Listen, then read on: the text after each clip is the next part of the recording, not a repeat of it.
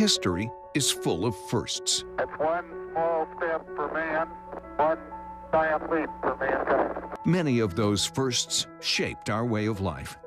For 70 years, KPRC Channel 2 has been proud to be pioneers in shaping television and Houston history. In a state the size of Texas, I hope everyone can enjoy Causing the storms Thursday.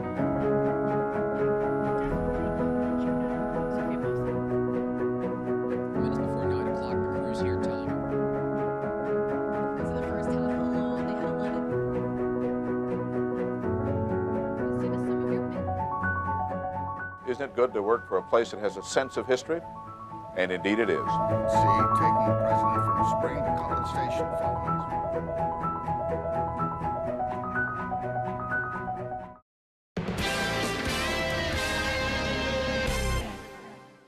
If you have something you'd like Channel 2 Investigates to check out, call the tip line at 713-223-TIPS or email investigates@click2houston.com.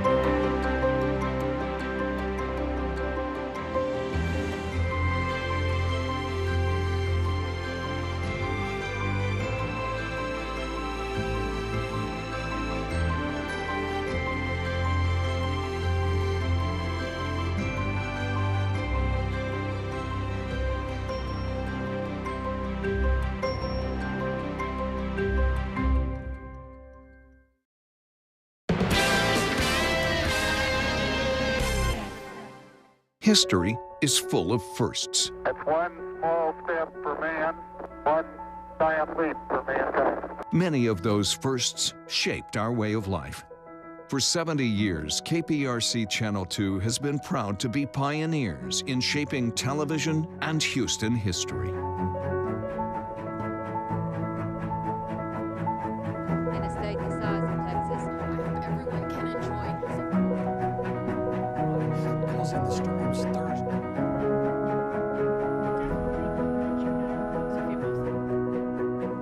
Minutes before 9 o'clock, the crew's here telling them. for the first time in a long, they had 11. As soon as some of your men. Isn't it good to work for a place that has a sense of history? And indeed it is. See, taking the president from Spring to College Station following.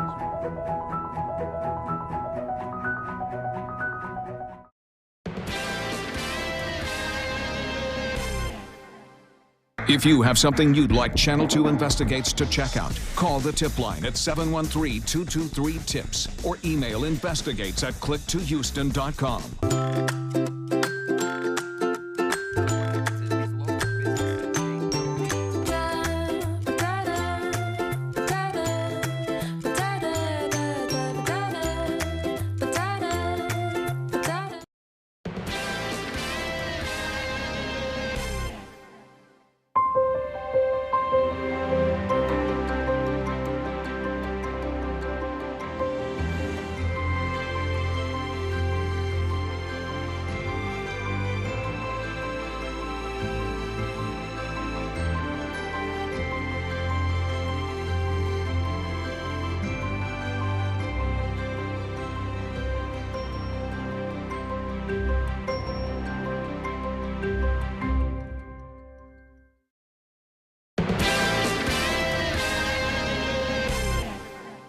History is full of firsts. It's one small step for man, one giant leap for mankind.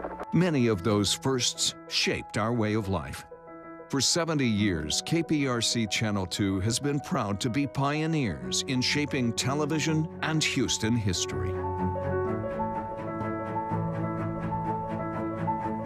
a state the size of Texas, I hope everyone can enjoy Causing the storms Thursday.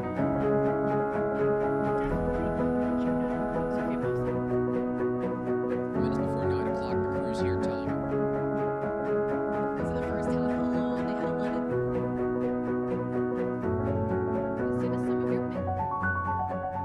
Isn't it good to work for a place that has a sense of history? And indeed it is. C, taking the president from Spring to College Station following.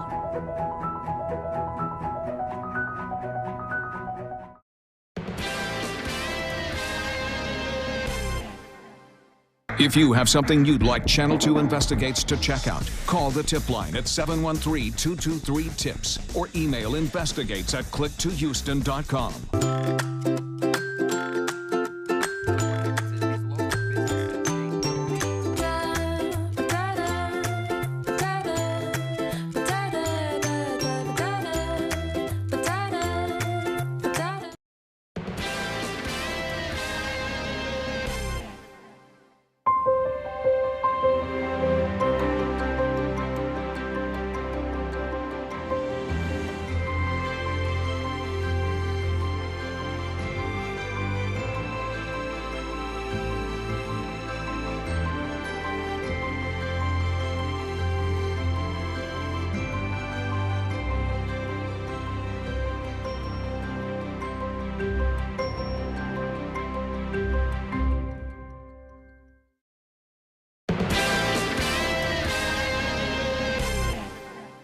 History is full of firsts. That's one.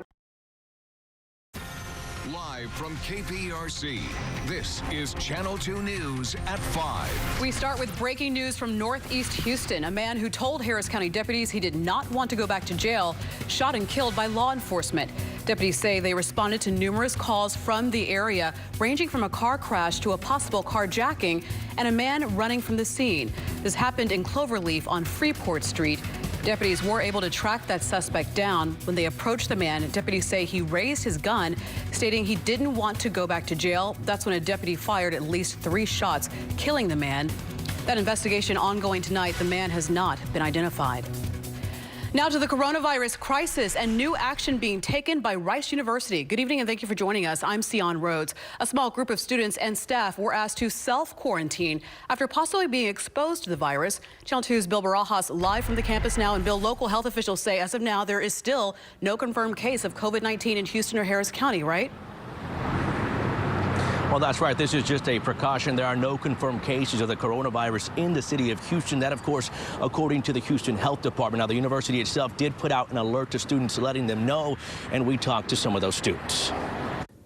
The alert was initially put out on Saturday night. University officials say a research staff member may have been exposed to the virus while on an overseas trip. Officials say the staff member traveled to a country that's not on the CDC's restricted travel list. I think it's a scary time around the world for sure, but honestly, I'm just really happy they're taking precautions. In my experience with various things that have happened here at Rice, I think the administration has done a pretty good job of getting information out. Rice University says the person in question did have contact with others on campus both on Monday and Tuesday of last week. That small group of people have now been asked to self-quarantine. Actually, I'm from China, so my parents asking me to buy some face masks, but I can't buy anything right now. So. Okay, because are they sold out? Or? Yeah, both online and in store. The university is working closely with Harris County Public Health. They're also asking students to be proactive and practice good hygiene. I figure there's not really much more I can do than, try to not get sick. So I've just, washing my hands, etc.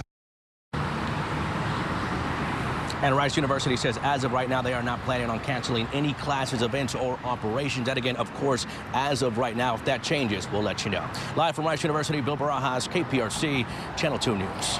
In the wake of coronavirus concerns, one of the world's top energy conferences has canceled its event in Houston.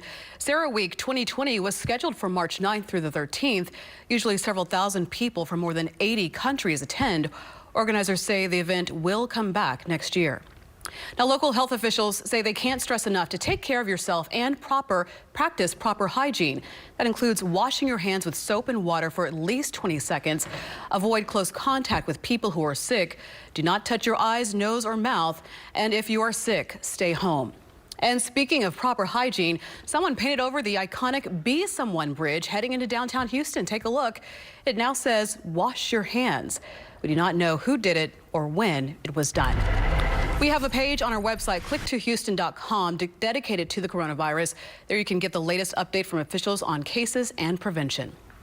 Well, there are a few scattered showers out there right now, but it could get a lot more active for the start of your work week. Channel 2 meteorologist Justin Stapleton in now. And Justin, we should definitely keep an umbrella nearby. Yeah, tonight probably not. I mean, I was out and it's just sprinkling, you know, it was okay. Tomorrow, no. Tuesday, Wednesday, yeah. I think that's when things are going to get a little more aggressive. So that's kind of the trend we're going as we head into the work week. Right now, though, it's kind of a big snapshot anywhere from right around, let's say, Colorado County as you work your way. Just north of the I-10 corridor, we've got some very light showers, and I'm going to clean them up and show you what we've got. And most of that is not even dropping more than 1/10 of an inch, if that. Just a quick little splash and dash around the north side there near Alief, and that'll work its way up and towards Montgomery County. That's about all we've seen so far. The bigger story has been the clouds and the humidity. If you've noticed that, it is really getting sticky out there. Triangle Energy Camera right now showing those temperatures that are all hovering in the upper 60s to about 70 degrees. And we will not see much of a cool off tonight. In fact, I'm going to keep this in the 60s for a good chunk of the evening. So it should be a-okay. Pretty steady southeast wind, too, will ensure that we will keep a very mild night in store. In fact, rain chances only at about 10%. Just a couple of quick streamers. Temperatures holding in the mid-60s. I'll tell you when the heaviest chance for that rain comes through. We'll talk about the rest of the work week forecast in just a bit. Justin, thank you. Developing tonight, 2 brothers shot after an argument inside of a car. It happened around noon on Highland Cross in north central Harris County. Deputies say the brothers were inside a vehicle with 2 other men when a fight broke out. All of the men running to an apartment complex, and that's when shots were fired.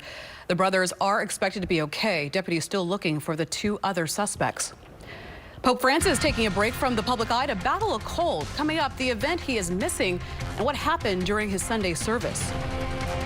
Next thing you know, it's like right here, see the whole house is engulfed in flames. A family injured in this massive house fire. How many people were inside and who tried to get them out? Next on Channel 2 News at 5.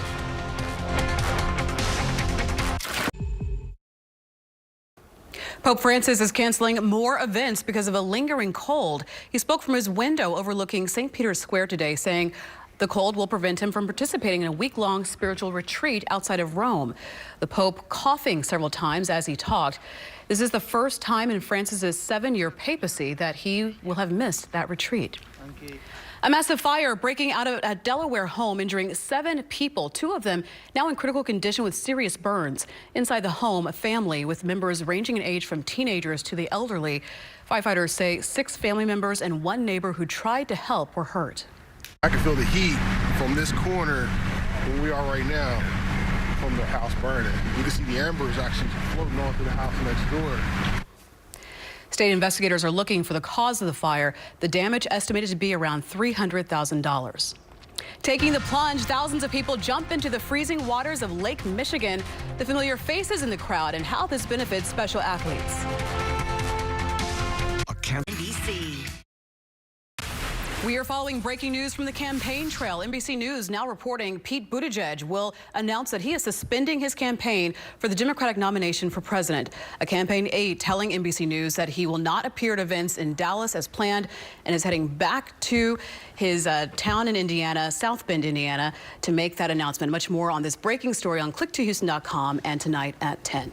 All right, we want to turn our attention to the weather and lots of gray skies on this Sunday. Yeah, clouds came back pretty aggressive this morning, and then I was out running earlier this afternoon. I was like, oh, hey, the humidity's back as well. Yeah, and you got a few showers out there, nothing major, and that'll be the case. And real heavier stuff will start to slowly come through as we get into your Tuesday, Wednesday. That's kind of the time frame. We were talking about this last night, too, so I think that's what we'll be looking for in terms of, do you need to just kind of keep an eye to the sky as we head in towards that Tuesday, Wednesday time frame. So I'll show you what I mean here in just a sec. First, let's head out to the zoo. One of the spots saw the giraffes get their steps in. The Fitbit wasn't working, so they're out doing what they got to do here. Anyway, nice day as you get down to the zoo. So far, we're looking good. We've got temperatures all kind of hovering in the mid-upper 60s to about 70 degrees as you head out to Katy. No problems there expected as well. Pretty steady southeast winds got everybody sitting in the mid to upper 60s, and that's about where we're going to park it for the rest of the night. I do not expect to see much of a cool down, if any at all, in some spots because of that steady south wind. Fairly breezy, too. Get ready for the winds to start picking up. We've got wind gusts out there for about, let's say, 17, 23 mile an hour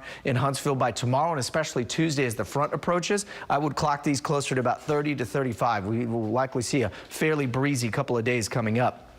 Pretty good little fire hose of Pacific moisture. This is kind of where the real gray sky came from that Sian was mentioning. It's all of that sliding its way in from the tropics down around Hawaii. And then we've got a little area of low pressure trying to get its act together in Southern California. Keep a watch on that one, along with the next one that's coming through. And I'll show you with a bigger picture here in just a sec. First, though, let's take it in tight and get you ready for the rest of the night tonight. A couple of quick showers out there. Notice the temperature is kind of holding in the mid-60s, and they really don't budge much through tomorrow morning. So as you get up and out the door and get the kids out, you won't really need a jacket, maybe a light jacket at best, and that's about it. By tomorrow afternoon, we're talking mid to upper 70s, breezy, muggy. A quick flare-up of a shower or thunderstorm, not out of the question, but no more than about 20%, so similar to what we saw today. And then we're going to be watching for this. This area of low pressure is going to drop in, and as that gets a little closer to us, it'll stall out just to the north of us around Dallas. So you got all this moisture pulling in. Monday and Tuesday could see some scattered showers. And then you remember that low I told you about in Los Angeles? The energy from that's going to work its way over the southern Rockies, right around El Paso,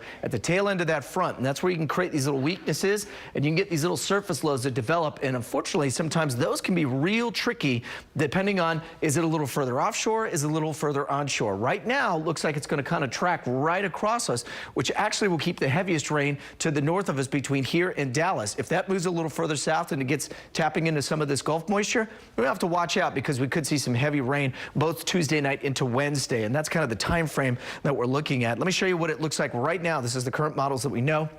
Majority of that, as I said, looks like it's going to stay a little further north. If that's the case, we should be A-okay. Now, we haven't seen a whole lot of rain recently, so we can take a decent amount, but I think it's just one of those forecasts we'll have to keep a real close eye on over the next couple of days. And of course, wouldn't you know it, those are the 2 days that rodeo starts, both Tuesday and Wednesday. But as we get in towards the weekend, we will replace that with sunshine. And they got cowboy covers, cowboy hat covers, I should say. You're probably going to need it Tuesday and Wednesday. Cowboys. Yeah, you're going to need it for sure. All right, thanks, Dustin. You betcha. Randy, and now with a look ahead to sports. Yeah, U of H getting ready for that March Madness run coming up. A couple of weeks, conference tournament, 3 weeks for the big show. It should be a 7 or 8 seed, so they're going to get some respect. Cougars eyeing first place, hosting a big game at Fertitta Center, taking on Cincinnati today. Cougs took care of business. Highlights, we're going to hear from the guys coming up next in sports.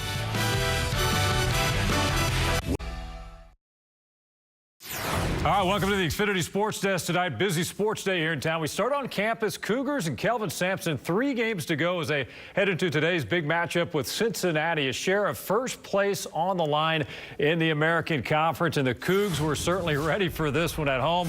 And there's Kelvin Sampson and his son Kellen. Freshman Caleb Mills, the offensive star early, takes it to the rim. It's good, draws the foul, tied it at 18. And fellow freshman Marcus Sasser feeling it all afternoon. His 3-ball put the Cougs up 6 just before halftime. Dejan Giroux then steps up top to Bryson Gresham. He'll throw it down. Cougars pulling away. Sasser brought home the win with a barrage of threes. He had 5 in the game today. Cougars win it easily by 13, slide back into a first-place tie in the American Conference. Vanessa Richardson was at Fertitta Center and has more. The last time the Cougs played this Bearcats team, it was not a great ending. And Kelvin Sampson said earlier this week he knew that this game would be a challenge. But today, his Cougs came to play. Marcus Sasser dropping 21 points, a dominant performance by Chris Harris with 11 boards. And the Cougs now sit in first place of the AAC, tied with Tulsa. We know the stakes that was at hand. And, we just wanted to go out there and make winning plays. Winning plays was the emphasis this week. We knew this was a game we needed to win, and we just came out to handle business. That could have been the difference in our season, really. So that was a must-win game, and we came out and executed. Marcus has been in a good headspace for a while now. He was a freshman for a long time. But this time of year, there are no freshmen. Now, Sasser did leave the game limping, but Kelvin Sampson said he is totally fine. Next up for the Cougs, a road game against UConn. With the Cougars, Vanessa Richardson, KPRC, Channel 2 Sports. All right, Vanessa, thanks. Rice at home today, taking on Middle Tennessee in a bonus game in Conference USA. Drew Peterson throws it up. Trey Murphy, the third, throws it right down. Rice down as many as 8, but they go on a nice run. Murphy with the big 3. They win by 11, and now a game ahead of Southern Miss for the final spot in the Conference USA tournament. You can't let that stuff get in your brain too much. We got to play like we're capable of playing, play our best basketball. If we do that, then we'll give ourselves a chance to win. When we get the ball moving, just like, against Charlotte and stuff, we can take any team in the league. And Well, it's been a long road back for Astros right-hander Lance McCullers Jr. Just over a year removed from Tommy John surgery. McCullers returning to the mound for the first time today out in West Palm Beach. McCullers easing back into his routine. Started today against the Cardinals. Had a pitch count of 20 or less. Wound up throwing 16 pitches. Struck out 1. Gave up just a double in 2/3 of an inning. And his successful day was done. An emotional return. Astros got a 2-run triple, by the way, from Ronnie Dawson to highlight the day. But the story was the long-awaited spring debut of Lance McCullers. I executed mostly what I wanted to do. I mean, out of the 16 pitches I threw, really only maybe 1 or 2 that I didn't execute kind of the way I was hoping to pre-pitch. So really happy with just the way I felt overall.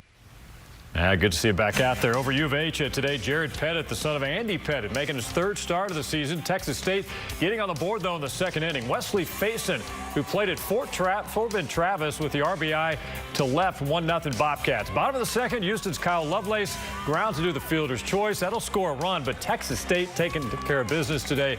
They lead it right now, top of the 9th inning, 10-4, trying to win that series. Last stop, XFL today, undefeated Houston Roughnecks in Arlington against Dallas Renegades.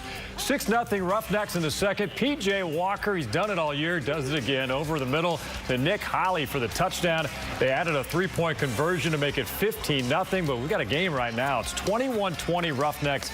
They're playing in the 4th quarter. Of course, Roughnecks trying to stay undefeated, the best team in the XFL. Yeah. Amazing. So far this season. They're fun to watch. Oh, they are. They are Gotta fun get some to watch. Roughnecks gear. I don't have any yet. We need that message delivered. We'll pay for it, of course. That's right. We're back after this. So some changes coming for this week. Yeah, I think so. It's just going to be dependent on where that low sets up. If it's further inland, a little further off the coast. All details that we'll figure out over the next couple of days here. So check out your 10-day forecast for tomorrow. It is going to stay breezy and pretty sticky out there. Notice the overnight lows don't dip much, and so as we'll keep things a little messy going into Tuesday and Wednesday. But fear not, if you're going to wait and go out to rodeo by next Friday, Saturday, perfect. We like that. Yeah. Thank you so much. Yeah. And thank you for joining us. That does it for Channel 2 News at 5. NBC Nightly News is next. We'll see you back here at 10 o'clock.